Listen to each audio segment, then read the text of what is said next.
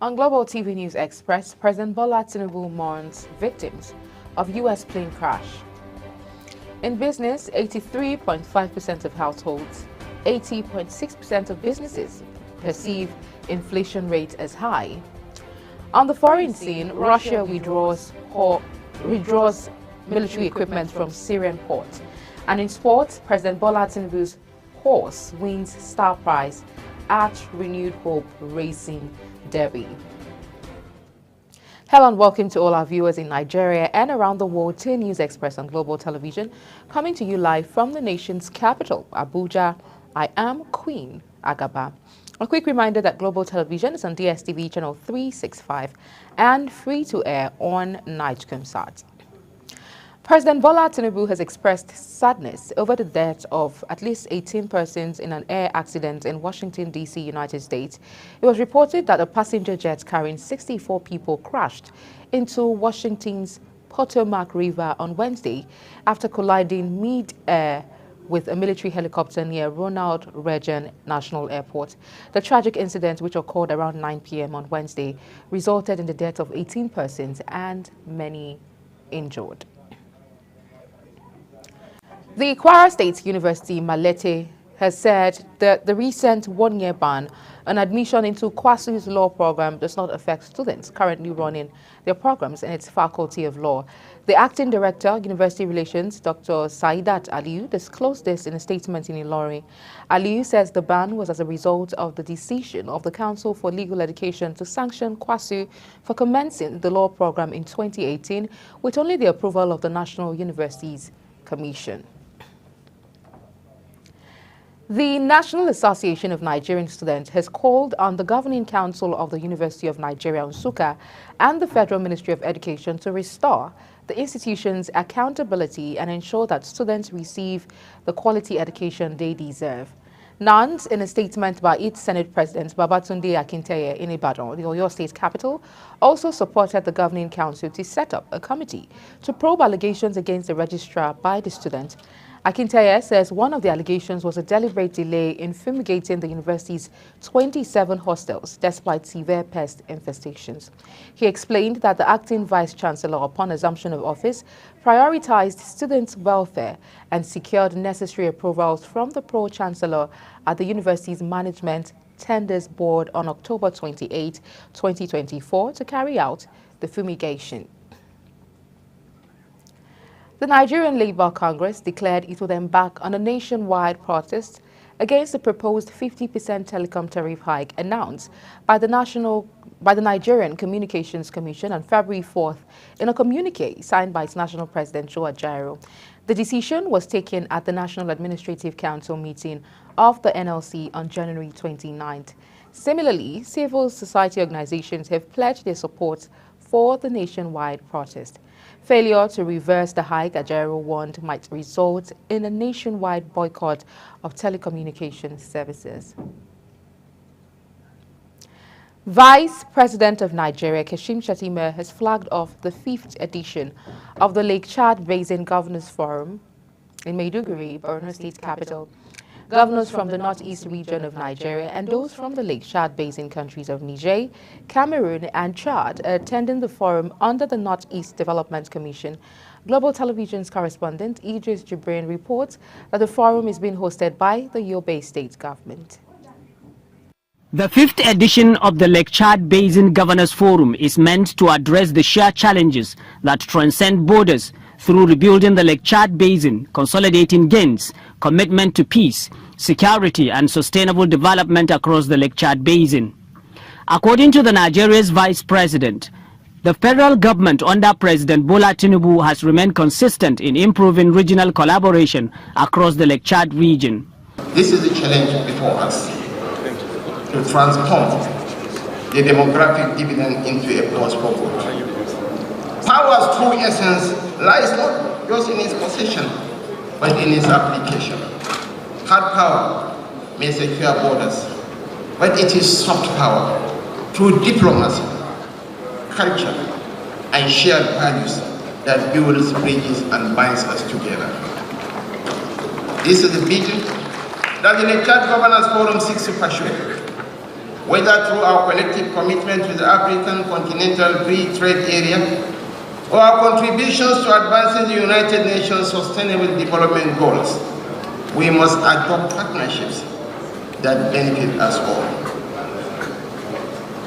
The choices we make today will echo through generations, shaping the future of this region.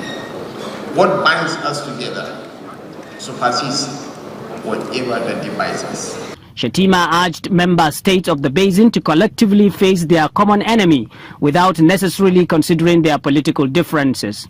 Testament to what we can achieve collectively. Its localization through the territorial action plans highlights the importance of ownership and inclusion in our civilization efforts. Yobe State has directly benefited from the regional strategy for civilization, recovery and resilience framework through infrastructure rehabilitation, livelihood restoration and community cohesion projects. This reinforces the critical need for continued partnerships and innovative resource mobilization to amplify these successes. Finally, I would like to express my sincere appreciation to all excellencies, royal highnesses that are here, and other distinguished guests and personalities who have honored us with their presence today. It is truly a privilege to share this historic occasion with you, and I'm confident that through your collective efforts, we will continue to build a brighter, more resilient future for the people of the Lake Chad region. Once again, thank you all for your invaluable support.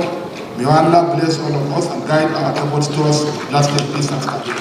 In collaboration with national, regional and institutions, the Northeast is committing huge sum of resources in rebuilding the region hitherto affected by insurgencies and economic disturbances. The Lake Chad region has been severely threatened by a number of challenges within the last couple of years. Expert believes that member states are holding the key to combating the threats. However, within the next 3 days, these governors and other concerned stakeholders will brainstorm on various ways to improving peace and security, as well as economic development of the region. From Maiduguri, Idris Jibrin reporting for Global Television News. The Nigerian Labour Congress has issued a stern warning to state governments and other employers of labour, threatening decisive action against those who fail to implement the 70,000 naira minimum wage and the corresponding salary adjustments by the end of the first quarter of 2025. The warning was made by the president of the Senior Staff Association of Nigerian Universities, Mohammed Ibrahim, during the association's national leadership retreat in Abuja. Ibrahim, who also serves as the national internal auditor of the NLC, emphasized that state governments and institutions delaying or manipulating wage payments would face serious consequences. The Federal High Court Ado-Ekiti Division struck out the suit filed by the Inspector General of Police, Kayode Egbetokun, against activist lawyer Dele Farotimi, bordering on cybercrime. Justice Babs Kwewumi struck out the suit following notice of discontinuation by the Police Council. However, Farotimi's lawyer Adeyinka Olumide Fusika described the discontinuation of the suit as a missed opportunity for the court to correct the police on the use of the Cybercrime Act. The Chief of the Air Staff, Air Marshal Hassan Abubakar, says that the Nigerian Air Force aims to have over 30,000 personnel by 2027. This was as he reaffirmed the Air Force's commitment to national security, vowing to bring justice to criminals operating in ungoverned spaces across the country. Abubakar disclosed that the Nigerian Air Force had seen an 86% increase in manpower over the last 13 years, with the number of airmen and airwomen doubling since 2013. Governor Caleb Mutfwang of Plateau State has sacked 5 commissioners, among them 2 who were recently recalled from suspension. The governor immediately announced 5 commissioner nominees. The State Commissioner for Information, Musa Ashims, confirmed the development. Ashims did not give details on the reason for the governor's action. The Nigerian Air Force, under the air component of Operation Hadin Kai, has neutralized a yet-to-be-known number of Boko Haram terrorists during an air interdiction in Degbewa and Chikide, Goza local government area of Borno State. It was reported that the precision airstrikes targeted high-profile terrorist leaders following intelligence reports of mass gathering of insurgents in the area around 8 p.m. The air raid hit camps under the command of Ali Ngude, a known Boko Haram leader. Military sources revealed that several terrorists were eliminated while others sustained injuries during the attack. You're watching the live broadcast of the News Express on Global Television, coming to you from the nation's capital, Abuja, where News Express returns. EU passed 25 Plateau health centers with solar energy. We'll bring you details of this as well as business and sports stories right after the break. Please stay with us.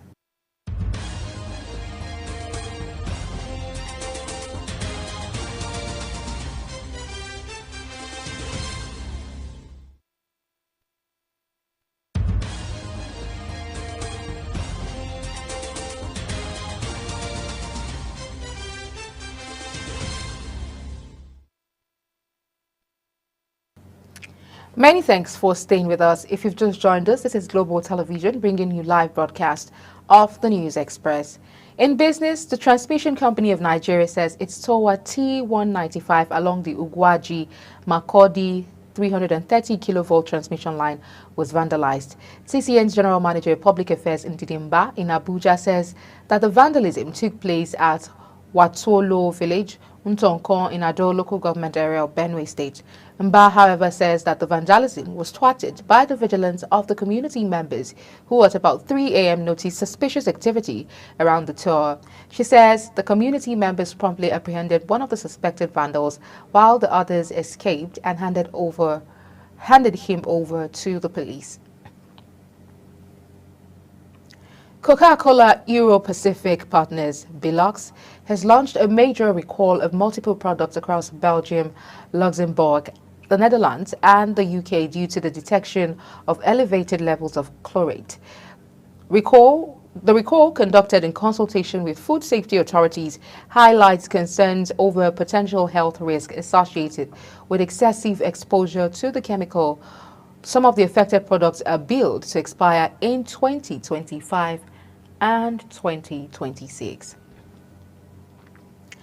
The number of cows slaughtered daily in Lagos State has dropped from 5,000 to 3,000, according to the Lagos State Butchers Association.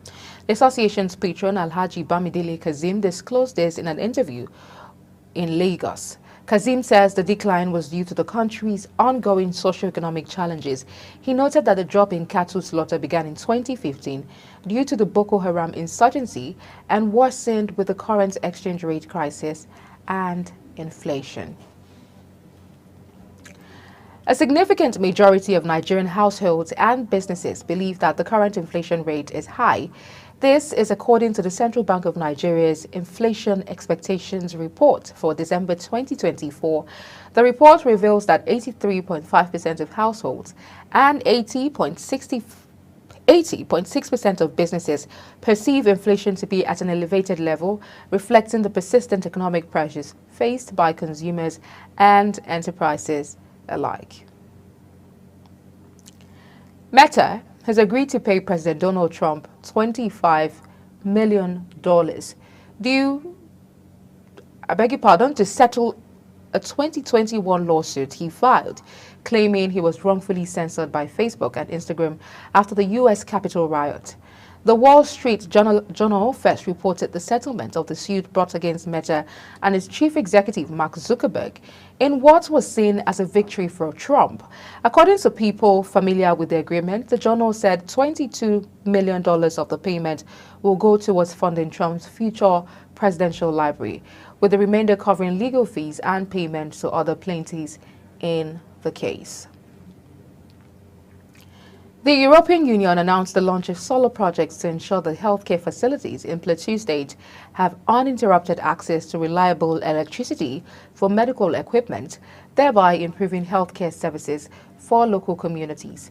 The project, funded by the EU in partnership with the Plateau State government, highlights the importance of clean energy in enhancing the quality of life, particularly in rural healthcare settings. According to a statement issued by the EU Commission in Abuja, speaking at the launch of the Solar for Health project, the head of Green and Digital Economy at the EU delegation in Nigeria and ECOWAS, Igna Stefanovic, reaffirmed the EU's commitment to supporting Nigeria's energy sector through initiatives like Solar for Health. On the foreign scene, Democratic Republic of Congo President Felix Tshisekedi has insisted that his troops are mounting a vigorous response to Rwanda-backed fighters advancing in the country's perennially troubled east, while criticizing the international community's silence and inaction. The weeks-long offensive by the M23 armed group, which has seized vast swathes of eastern DRC, including most of the key city of Goma, has prompted calls for crisis talks and warnings of a looming humanitarian disaster.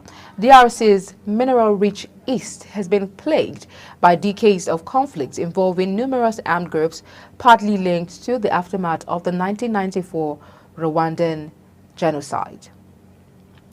Meanwhile, Congolese President Felix Tshisekedi has vowed to restore government authority in the east, where Rwanda-backed M23 rebels have seized much of the city of Goma and are reportedly advancing south to seize more territory.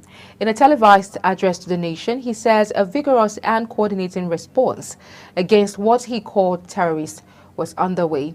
He criticized the international community for inaction and for not doing enough in the wake of the escalating security crisis.